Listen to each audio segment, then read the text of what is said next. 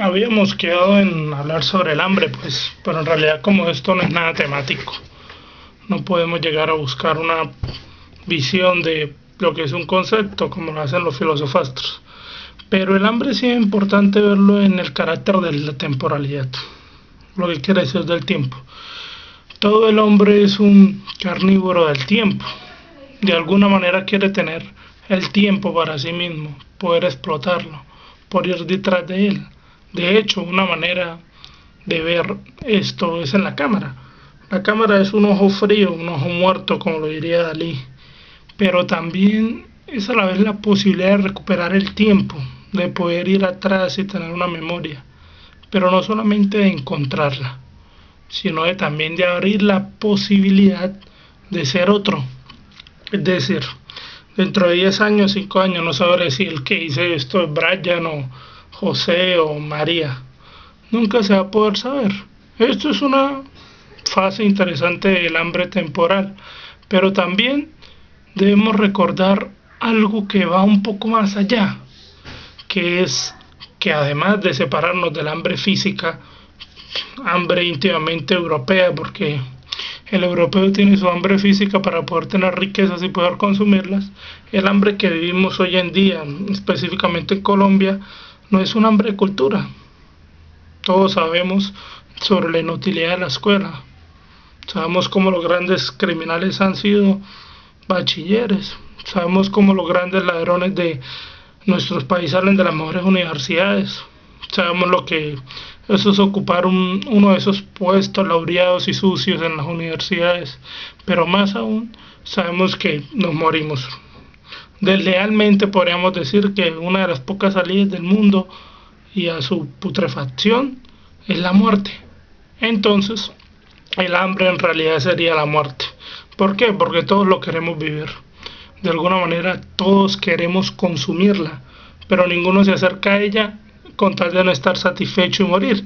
Porque si bien podríamos planear un banquete con los grandes hombres de este mundo y no podríamos encontrar otra cosa más que hombres muertos después de comer. ¿Por qué? Porque están satisfechos, todas sus ocupaciones serían nulas. Ellos mismos no sabrían dar un paso adelante para poder vivir. Serían no más que la mesa, una reunión. Por ello, las reuniones sociales, la universidad, la escuela, la familia, no son más que una muestra de ese hambre temporal.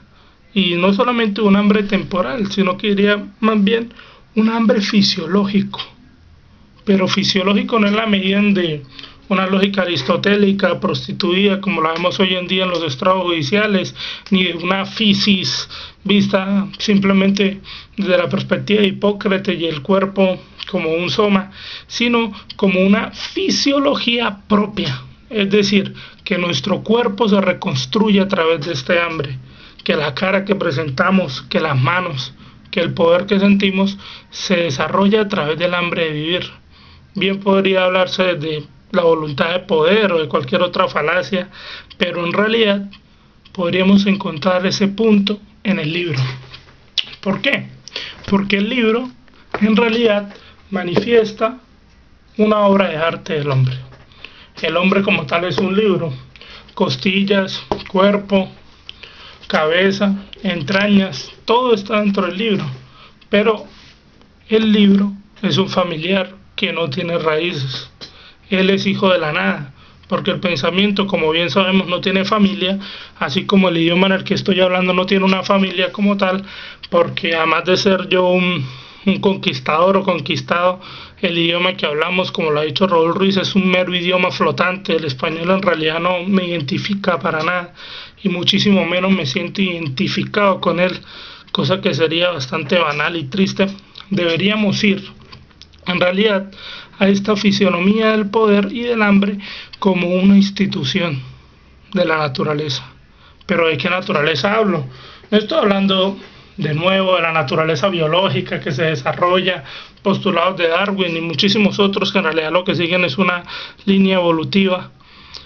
Hablo de una naturaleza espontánea, instantánea. Es decir, el hombre no nace esperando a que Darwin le diga la verdad. El hombre ve la mosca volar, El hombre ve la sangre y la vive, esa es la verdadera naturaleza. Lo demás no son más que conceptos para darles de comer a los científicos. De hecho, esto es tan importante que cuando el científico se presta para hacer algo y se encuentra en el instante, él en realidad se da de cuenta que todo lo que él pensaba es algo absurdo.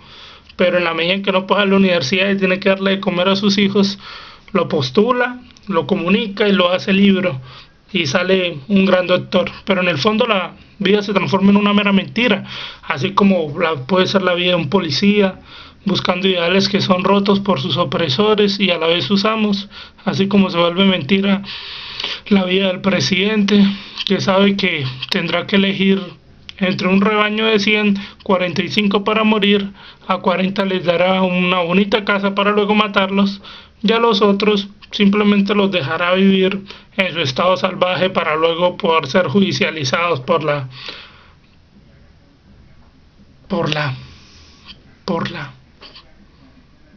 ¿qué podría ser judicializado esa vaca? Por robo de pasto, por caminar libre. En fin, la ley también es un juego lógico que tiene que ser roto y que va en contra de la naturaleza. Si no, vaya que tendríamos muchas vacas en la cárcel. Pero no solamente esto, sino que la visión natural que propongo no es una visión artística, porque yo lo sé al igual que tú, porque el arte no puede ser subversivo. El arte en realidad nace como la base de la mortandad y de sustentación de nuestra sociedad. Es decir, cuando hay un conquistador que vaya a atacar un pueblo y hace masacres y roba, luego hace un museo para que sus ciudadanos se sientan felices y vean su civilidad expresada en el arte plástico, en la belleza que expresan, porque se trata al individuo como si fuera una individualidad, pero el individuo como tal no existe. Es decir, ese individuo que es total no existe. Somos simplemente átomos dentro del caos de ese arte. Ese caos del arte no es más que otra cosa que la soledad. Por eso lo que funda en realidad el arte es la soledad, la depresión, el miedo. Cuando usted ve bien los grabados de las cuevas, si se puede llamar grabados, lo que se muestra es un hambre existencial, un miedo a lo que se presenta. En realidad, lo que estaremos afrontando con estos es que todas las bases de nuestra sociedad, todas las instituciones, no son dadas por el control o por la búsqueda de poder, sino por el miedo. El primer poder que entra al hombre, el